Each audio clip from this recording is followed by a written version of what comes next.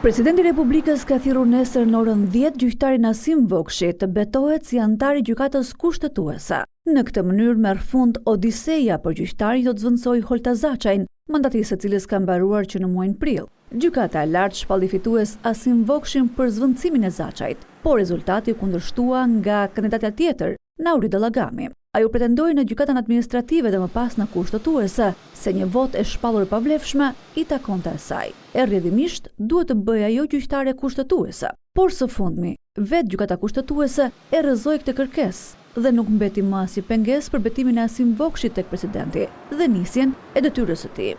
Betimi i tij largon nga gjykata kushtetuese Holta Zaçajin, e cila mban edhe detyrën e kryetares së këtij institucioni.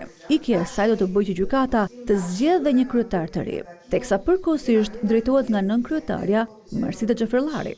Një tjetër gjyqtare është në proces largimi. Presidenti i Republikës në fillim të këtij muaji ka hapur thirrjen për kandidatë që duan të zvendësojnë Sonila Bejten, thirrje e cila është e hapur deri në 30 nëntor. Ndërkohë, kjo gjykatë ka më shumë se një vit me një gjyqtar mangët. Elsa Toska u dorëhoq në shtator të vitit 2024 dhe prej asaj kohe përplasjet institucionale kanë penguar zvendësimin e saj. Së fundmi, vetë gjykata kushtetuese vendosi se vendi Elsa Toskës, njësoj si ai Sonila Bejtjes dhe Holta Zaçajit, mbaron tek këtë vit dhe duhet të plotësohet. Por teksa për Sonila Bejtën doli me një vendim të veçantë dhe shpalli vakancën, duke i hapur rrugë presidentit të thras kandidat të rinj, kushtetuesja nuk shpalli vakancë për Elsa Toskën, gjë që do të lejonte kuvendin si institucion e martese për ta zvendësuar. Gjykata kushtetuese u pyet për këtë çështje nga Report Televizion, por nuk dha asnjë përgjigje.